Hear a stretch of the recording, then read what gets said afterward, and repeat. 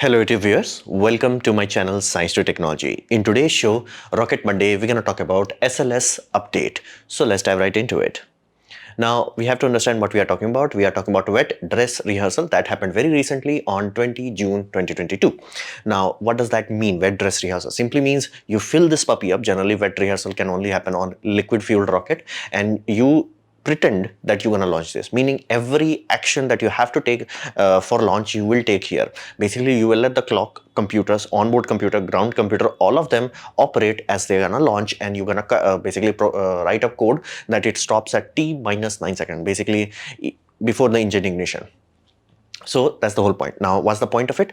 Point of it is going to validate all the system, all the ground system, all the ground communication systems, basically everything that can go wrong in a main launch, you want to validate without actually causing a launch. So that's the whole point of the data collection from here. Now, there is a issue with this, meaning you may think you can do it multiple times. Well, yes, but only few. Why is that? Well, this rocket tanks are generally made as light as possible, and consequence of that is that they are very vulnerable to thermal stresses and basically strain levels. So they are designed to be barely enough, because again, this is a disposable thing, so they are like barely enough. Use it and throw it. So what does that mean? That simply means if you fuel it up and like basically with liquid hydrogen and liquid oxygen, it will chip away as light. Basically, it's going to expand. Then it's going to contract, expand and contract. How many times it can do that? Generally is estimated to 5 to 6 times. You cannot do it more than that. And at that point in time, basically people, be it Boeing, if they have contracted to make this, they will devalidate it, meaning we no longer are responsible for this tank. So it has been used again and again. It was used for green run where the engines were actually fired, and that time they fill it up. Again, the green run did not go well, so they had to detank it. Again, one life spent. Second time it was tried again. That time green run worked perfectly. Second life spent. Third time they tried to do this again. This failed. This is the fourth time we are talking about. So tank is almost on its last life. It has to be done correctly or they have to scrap it. So there is some serious limitation here. We cannot just, NASA cannot just like, let's try it again. They will like, yeah, we will not have a rocket if we try, just try it again. And not to mention, even though technically you should be able to be good enough to 6 or 7 times, you really don't want to use a main multi-million-dollar equipment or multi-billion-dollar equipment when it's like almost about to give out. So that's why there is some serious constraint here. So what's the result of this expensive test? Well, second attempt went much better compared to the first one, which was done on 4th April.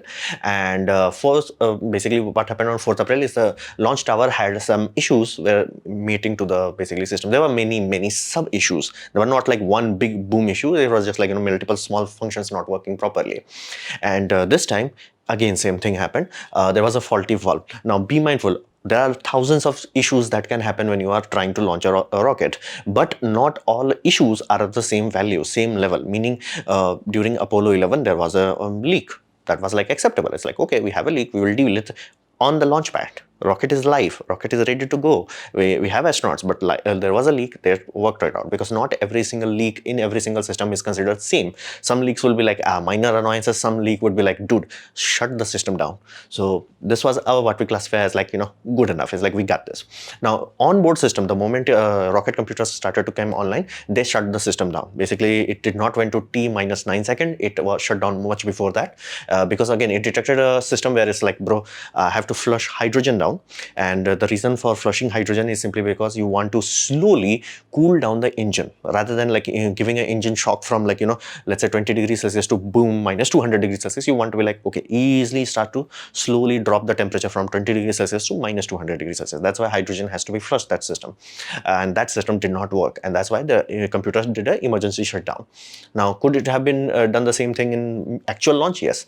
If engine bell goes through a very big shock, it's no longer safe. So that's why like computer did what it's supposed to do. But ground crew's assessment is like, dude, this is a minor issue. We have this. Basically, if we launch a rocket 10 times, one or another time we're gonna have this issue. So it's a very low issue kind of scenario. It's like, yeah, we know this is like, messy thing. It's like we need some elbow grease to fix it, but it's not a big thing. It's not like basically flight computer malfunctioning. It's not like that. So all signs point to this green run was a good green run. Valve issue is known and manageable. So basically at this point in time, all things point to that they're gonna launch an actual mission next time. Basically tanks are like literally running on its last life. So why the heck there is so much mess in SLS project? So to understand that, you must understand its history. Now the idea was that space shuttle would be built. Now problem with that, space shuttle failed. What does failed mean here? Failed means simply whenever a project is funded and given to the Congress expects something. What are you giving us in return? Now space shuttle supposed to give few core things. Core number thing one, meaning it will be launched very high cadence. They were selling upwards of 12 launches a year. Yeah, that's what their aim was. It would be cheap and it would be safe. So safe part went really bad, meaning 12 people, lot of loss of life happened. That was really bad. And cadence part, meaning how quickly can you launch it, that went really bad. Instead of like 2 times a month, they went down to 2 times a year. And cheap part, that went lol. So this was what we classify as failed project, because it's failed to meet all its deliverable. So government could not afford this beyond a certain point. So they had to cancel it. They had to. It's like, dude, we simply cannot just set money on fire. So the idea was, NASA came up, it's like, okay, we learned a lot from this, so we're gonna use the parts of this that work and reconfigure the system in such a way that now it's safe, stable, does have emergency abort system, and we can get a new system going very quickly. So that new system was called Constellation Program. Now Constellation Program was, the whole idea was like, basically you take the parts away and basically take the engine, take the solid booster, take the fuel tank, and throw away the basically orbiter. Orbiter was the main issue. So just like take the orbiter, poof it, and make everything else useful. And Constellation 4 actually had a rocket launch, again a dummy payload launch. Basically they used a solid booster itself as a main rocket, because the solid booster was that powerful. So they are like, why is straddle is something inefficient, just use the booster itself as a low capacity rocket. And they also developed Orion capsule, and the idea was that they're gonna have solid booster acting as a rocket and the fuel tank acting as a basically SLS without the solid booster. That was the idea of Constellation project. Now this project started in 2004 and it was cancelled in 2010, if I'm not mistaken, by Obama. And the reason was like same as like there was no clear goal, no time delivery. Only Orion capsule is the part that worked. Everything else was like lol behind schedule. Like to give you a context, Orion is the only thing in SLS other than the engines that actually went to space. The Orion capsule was like actually working exactly as supposed to. Everything else was lol. So that happened. And be mindful, Orion was the new part, meaning it has to be designed from scratch, and somehow that part worked. Everything else that was like Control C, Control V stopped working. So they were like, okay, we have a lot of things from Constellation, basically Orion capsule and space suit project, which again, be mindful, that has been cancelled recently. And they're gonna like again try to do this again, basically take the parts from space shuttle, make it into SLS. And that's why it's so messy. Now, Constellation project have another side effect because of the basically timelines, because these are government projects. They are not made in like, few months, they are made in few years.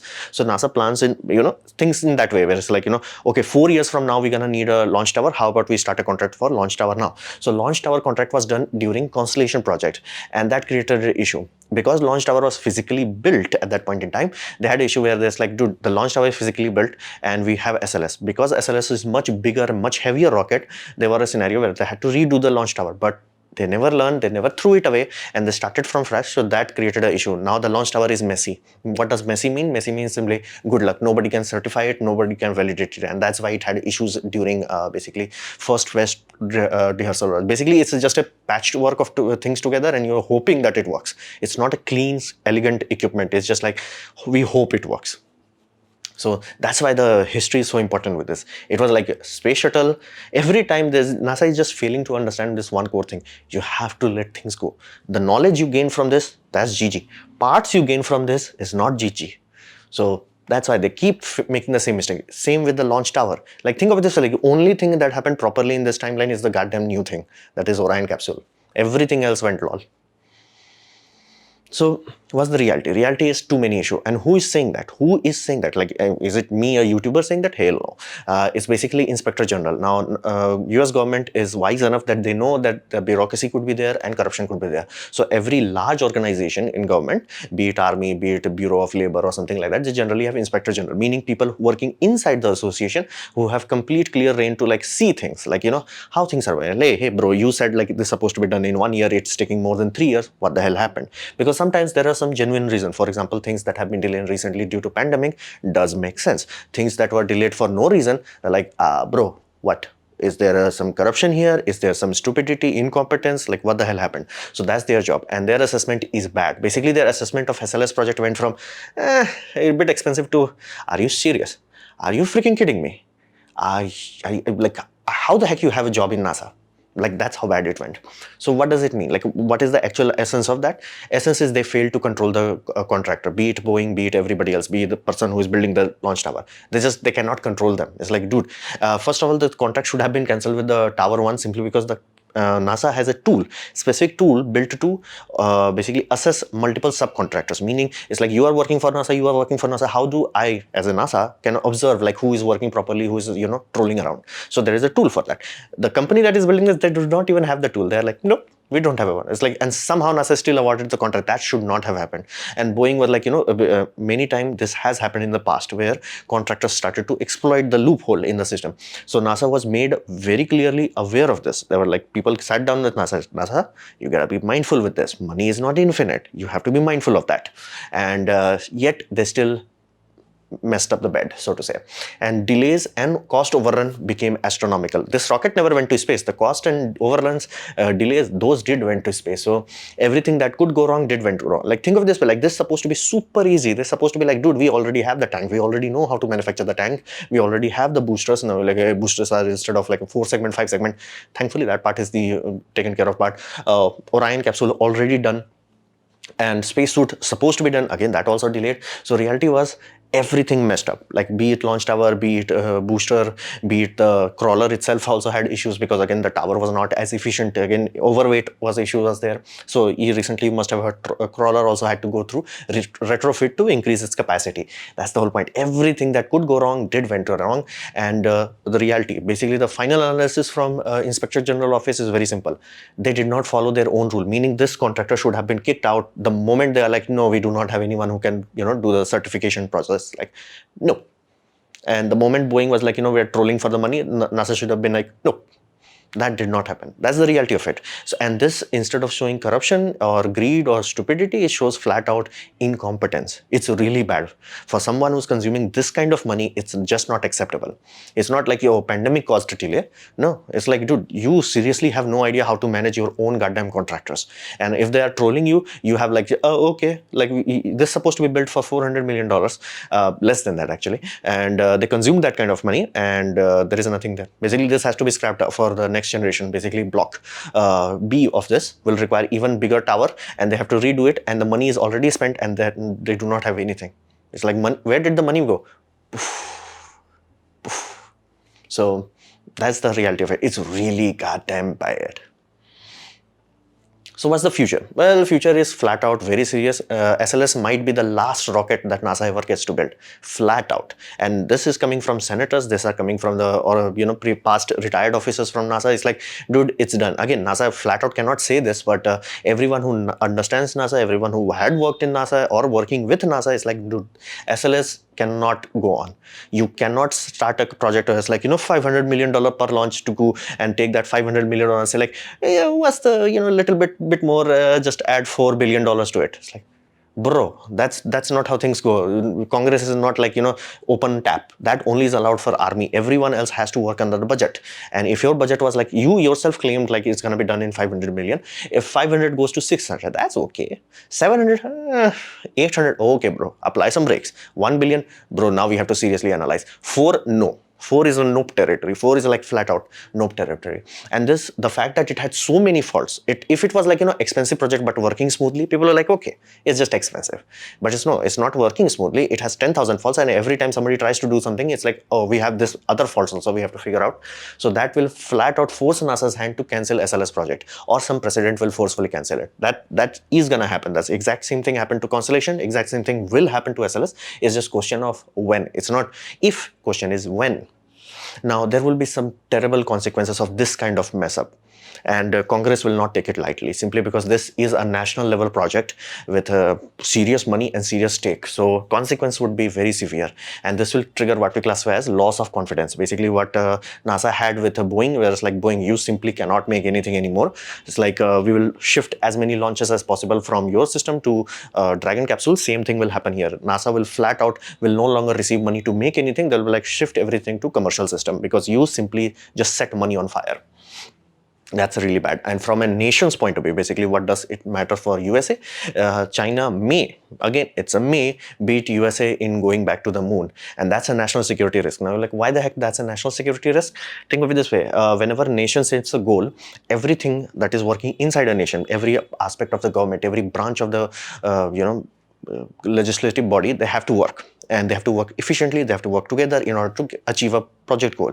Now, how quickly they achieve that, that defines how ready a country is for bad things. Basically, okay, you had this issue, how can we solve it? If everything is working together, everything is like a well-oiled machine, even the worst problem is like, we got this. And that's how Apollo project was done. It's like, there was an issue, they had nothing, they went from nothing to going to the moon very quickly. That means everything is working as it's supposed to.